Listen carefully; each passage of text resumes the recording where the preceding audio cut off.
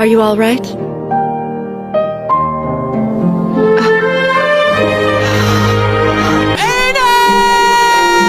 It's Belle. I want to know everything there is to know about Miss I's Wallenstein, please! A Crashout. Someone who acts recklessly, impulsive, or self-destructively without thinking about the consequences. I'm sure we've all heard about this term before, but let's just put it in layman terms. A Crashout is just technically just getting mad to the point where you inevitably resort to the worst case scenario.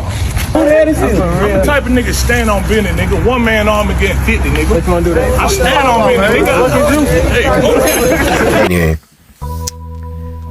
today we're gonna be looking at what I personally consider the most valid Crashout in anime. Trust me on this one. There is no Crashout that could ever compare, like, on everything. This is the one most valid Crashout of all time. I don't even care. Even people could come and tell me that Aaron's rambling Crashout was probably the most valid Crashout, but I do not care, man. This Crashout right here is the most valid Crashout of all time.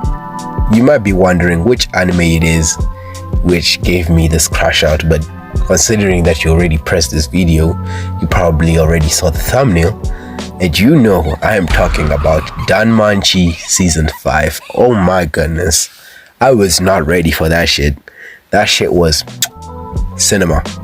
Season 4 of Danmachi was pretty much what I consider peak.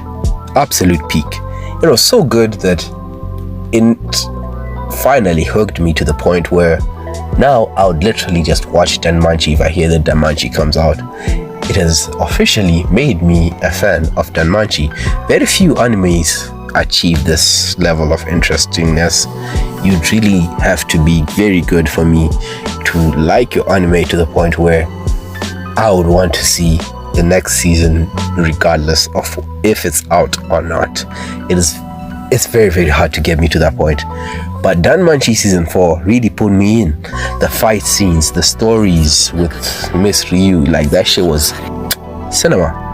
But then Season 5, that shit just went ahead and broke me, man. If you don't know what I'm talking about, let's just go back to Season 1. I always wondered why this shit was called Is It Wrong to Pick Up Girls in a Dungeon?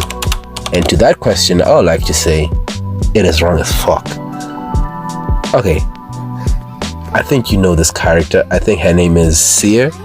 Hey, I do not bench watch this shit over and over again, so I'm probably gonna get a lot of details wrong, so just bear with me. So Seer is this kind woman we just meet at the very first episode. She meets our boy Belle. They were talking and vibing and shit, you feel me? Starting to get to know each other and all that. Cause this little boy was reckless and all that shit. But then she decides to like invite him to come to a restaurant the next day. She literally just like, this little boy, I'ma mess with him. She really thought it was all fun and games, but then, well, it was all fun and games at first. They had to, meet and get to know each other better, you know what I'm saying? And our OG Belle Cronell, being a Chad, decided to pull over for dinner, you know what I'm saying? Like always, their dinner this time was just mid. They're just talking. So their relationship at this point hadn't really developed in any significant way until she starts liking this little boy. That is like, you feel me? You was like, maybe I should start putting action on this boy.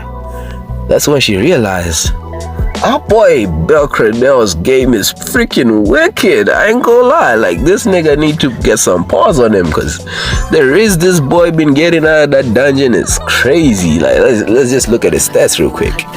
We got that elf girl, the one from the guild. We got that girl with the tails he saves from. Bro, there are just so many houses. This boy has way too much aura. Like, he needs to be stopped. But this girl starts just suddenly catching feelings for this boy out of nowhere. And then she literally interferes with one of the most pivotal seasons in the story, like season 3.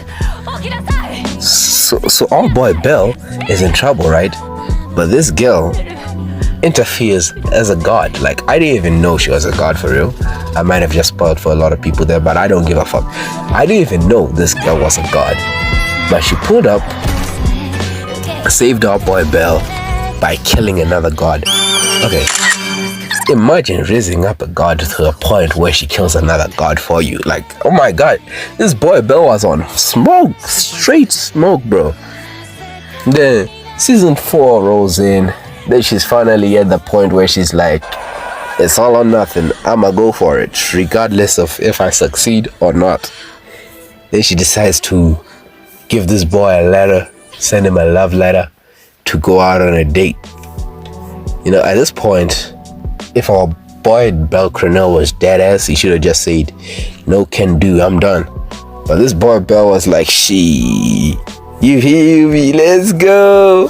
But our boy Belle moved in. He went out. He started getting trained by this nigga. Turned into the most reasiest amongst wrestlers. Pulled up, rizzed up the shorty bed. Oh my goodness, boy was on smoke the entire day. Then he went with her out on them a couple days. They're doing all that shit. And she finally decides to confess to this boy. And our boy was like, yeah, I know nothing about that. He did not want, bro. He literally just went ahead. I was like, 知らなかった。誰かの好きを拒むというのがこんなにも辛いことだなんて。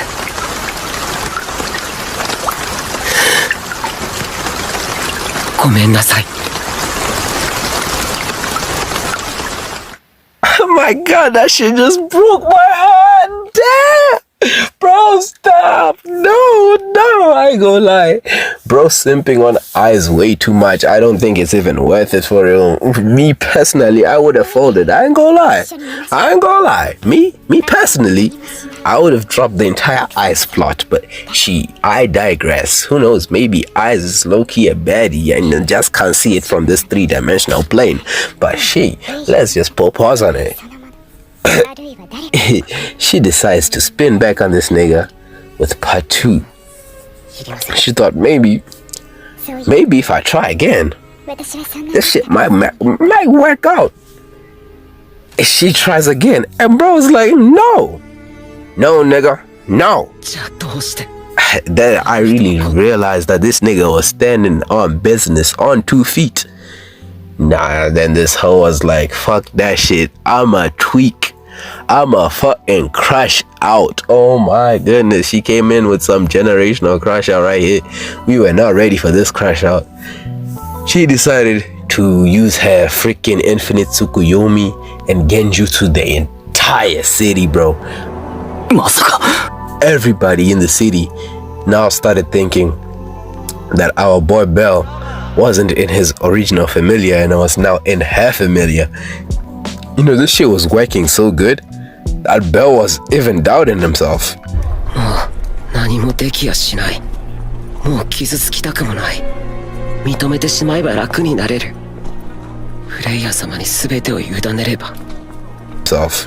Because Belle was immune to her abilities, everybody else wasn't. Like, to top it all off, this girl wasn't any regular goddess. She was the fucking goddess of love.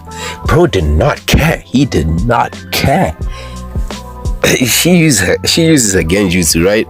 Now this boy has been told, oh bro, you've been in our guild the entire time, bro. You've been working for us. We've been homeboys for you. And also you've been cracking shorty low key. The bro's like, nah, I know none of that. But then bro's about to fold.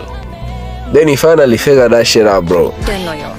どきなさい。あんたたちには構うなって言われてるの。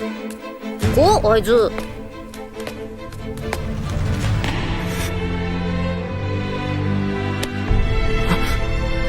合図、何してるのよ。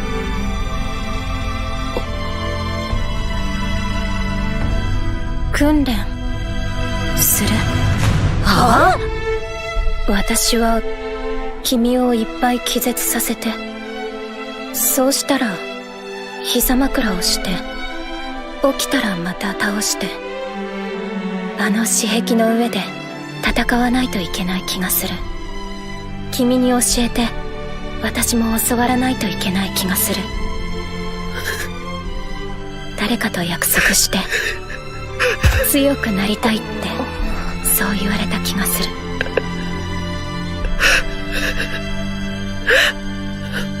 あなたに憧れてよ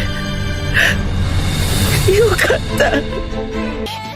Our boy Bell Crenell, he just went ahead and twisted the entire plot and decided to just go against the entire mission, bro. Then again, I ain't gonna lie, out of all the Crashouts I've ever seen in anime, this might be the most valid Crashout I've ever seen, because I'm just gonna say it, me personally, if I was her in that situation, I don't think I was gonna do any different. She had the powers, she had the moves, she had the vibes, she could do whatever the fuck she wanted. Honestly, I would have done the exact same shit. But that's all I'm just gonna say. If you think there's an even more valid Crashout than this one, just put it in the comment section. But I doubt you're gonna find a Crashout worse than this. Anyway, that's it for today. Probably dropping a new video next week. Like and subscribe. Editing this shit was a bitch. I know it's gonna be a bitch because I haven't even started yet and I got like 3 days left before Monday, and oh my goodness, my schedule is killing me. Fuck.